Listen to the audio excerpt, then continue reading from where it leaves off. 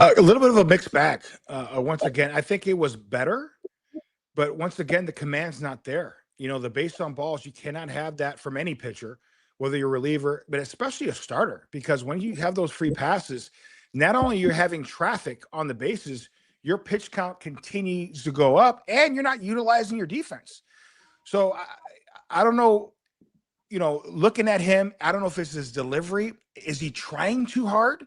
He's always set in that stretch all the time. He doesn't have a windup. You look at our other pitchers, like a Shohei Ohtani, Yamamoto, and other guys. They have a windup, an easy flow, and it seems to me they're using their entire body. Him starting at such a stop, I think, is kind of limiting himself a little bit.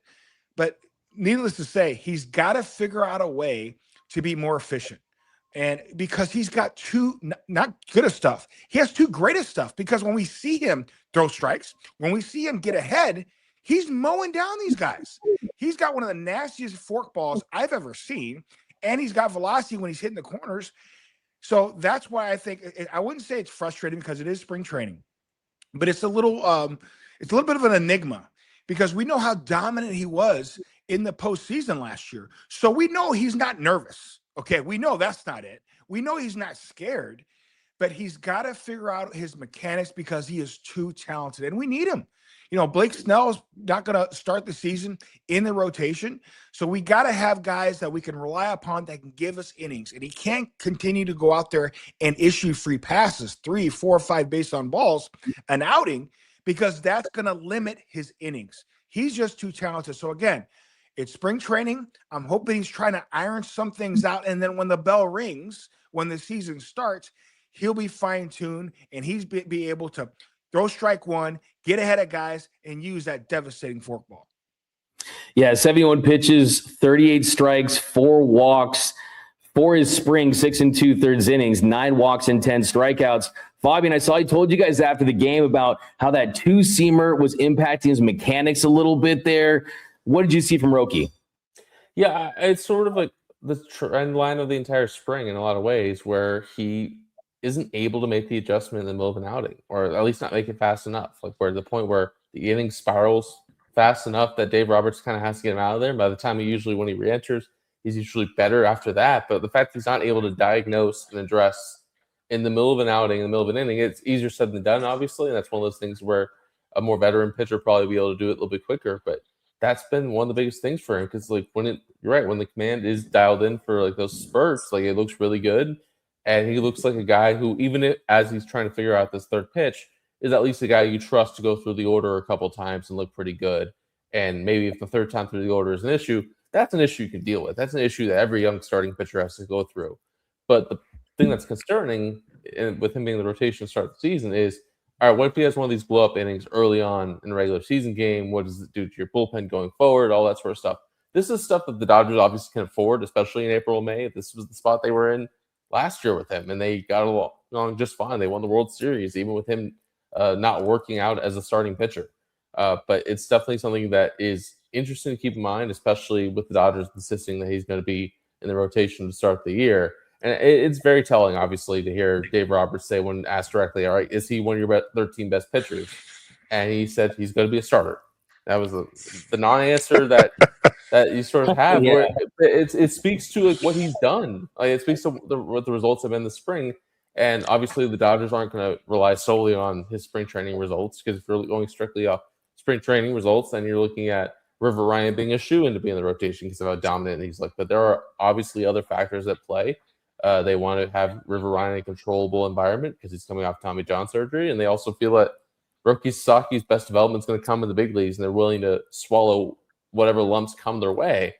And that's the decision that they're making. I think it's a luxury that the Dodgers are in, but it's something that you have to sort of monitor how this is going to impact his development going forward and how long release he's going to have going into the season.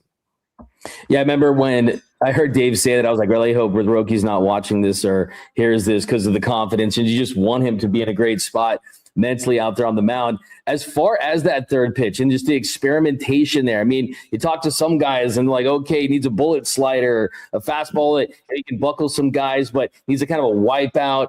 finish out in front of you type of slider to get the hitters off the forkball. Where do you guys think they are at as far as just the experimentation and knowing what the third and fourth pitches they want to go with are? Start with you, Jerry. Well, I think he's going to need a third pitch. Everybody knows that, just to get him off the fastball, just to get him off the forkball. Case in point, if you're a hitter and you know that he is not having that command with that fastball, more than likely, we know already as a hitter, he uses that forkball to get as a chase pitch. Now I can hunt a fastball in the middle of the plate. If it's a little off to the right, a little off in, I'm going to let that go. I'm hunting middle of the plate because he hasn't proven to me he can hit his spots. And guess what? The umpire is not going to give him those spots either, because he hasn't proven to the umpire that he can hit his spots. So you're feeling extremely confident as a hitter. But if you have that third pitch and I'm hunting that fastball center cut and he throws a breaking ball, whether it's a pretty nasty slider on the black or in the middle of the plate down, I'm going to take that pitch. Now he's ahead in the count 0-1. That's how important that third pitch is, because I'm sitting hunting fastball in the back of my mind, that forkball's in play and he drops that breaking ball. Now I'm behind the count. Now I got 3 pitches to deal with because he's ahead in the count 0-1. It's the ultimate chess game. And I say all the time, that's what makes baseball so special. And it's the best game in the world. I mean, it could flip a script, the battle between the pitcher and the hitter on one pitch. Now he's 0-1 as opposed to 1-0. Now he don't want to throw that forkball because guess what? Chances are I'm going to be sitting 2-0. So here comes the fastball, and that's what you've seen in spring training so far. These guys are jumping on the fastball. So that third pitch is vital for us, for any starter. You need to have 3 pitches to be able to have that count mouse game with the hitter.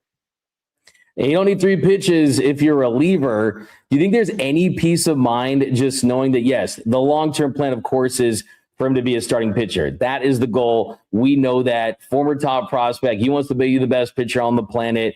But do you think there's any peace of mind knowing that at the very least his floor is we saw him have some success as a reliever, and you kind of lean on that just a little bit, Fabian? I think that's not a problem for August, honestly. If you're in that spot like where you're considering using him as a reliever, either it's really gone poorly for him as a starter, or you get really healthy in the rotation, or some combination of both. And even then, like, there are still some things that have been problematic about his spring that would be problematic as a reliever. Like, if he can't command the fastball, can't be in the zone, that's a non-starter. And that's where he's kind of been at certain points where, like, he's either looked dominant for stretches because he's able to have that one main keystone, or he just has the inning collapse on him. So that's still one of those things that if you're the Dodgers, you still just need to get that fastball command locked in. That's like the first, second, and third most important points for him to be an effective pitcher, let alone starter.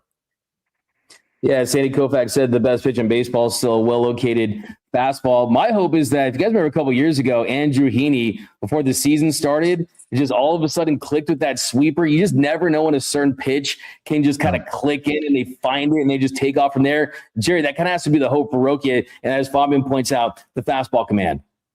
That definitely has to be hope. I will say this. There are players that I played with in the past, both pitchers and hitters, that they just kind of struggled in spring training. They needed the bright lights. They needed the stadium feel, and they needed that energy. They needed adrenaline. I played with a guy, I'm kind of dating myself a little bit. I played with a guy named Harold Baines. He never had good spring trainings. That historically, he just didn't. Then he gets to the big stage, the big leagues, and he absolutely rakes because he loves the energy and he loves big league stages. I'm hoping that is the case with Roki Sasaki, because we know how he performed on the big stage in the playoffs. I'm hoping when the bell does ring, he's able to have that fastball command and he's able to spot that fastball, and now he can use his secondary pitches. So we know Roki Sasaki is not afraid. He loves that type of drama, and I'm hoping that is the case. Spring training just not his thing. And guys, I play with some guys like that, and hopefully once the bell rings, he goes out there and does his thing.